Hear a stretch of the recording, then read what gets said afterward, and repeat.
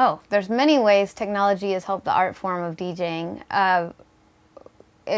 Well, just simply turntables alone have, you know, techniques has upped the ante with their turntables, and they're really solid, like turntables through the years. You start with the gramophone, you know what I mean? So you couldn't scratch on that very well, but now you can use the turntable as an instrument, you know what I mean? A percussion instrument when you're scratching.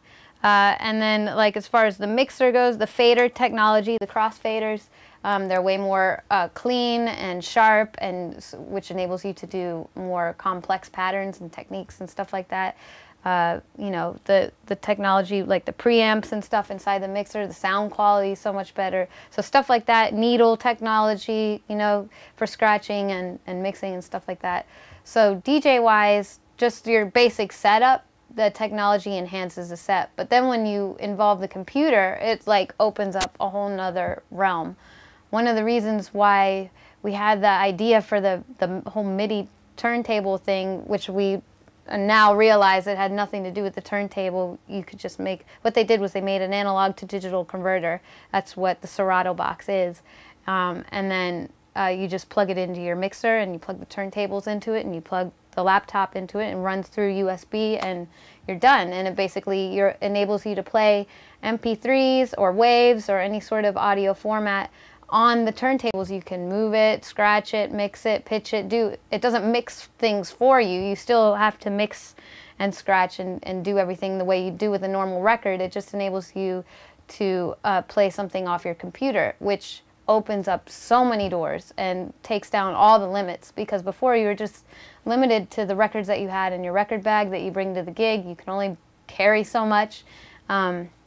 And then if you only had one copy of it, you couldn't rock doubles or like do tricks like that. And some records are really rare and you can't find two copies, or maybe you can't even find one copy. So you're really restricted as to what you could do, even as far as where you play the certain part of the song, or you couldn't like jump to a part really quickly.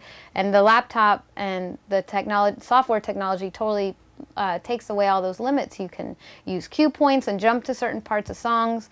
You have instant doubles, so if you have the MP3, you have it on both turntables. So you can do tricks like that. You can do really technical beat juggles that you couldn't physically do with two records, just because of the way you can jump to different places of the song. It has looping capabilities. It has effects in the software.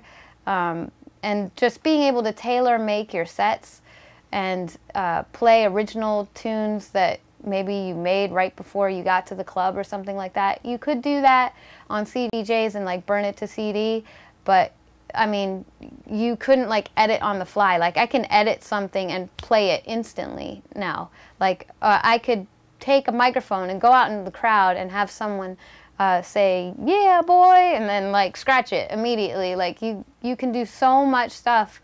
You can interject drum machines and foot pedals, and then now they have programs like Ableton Live and stuff like that. And you just have so many options now.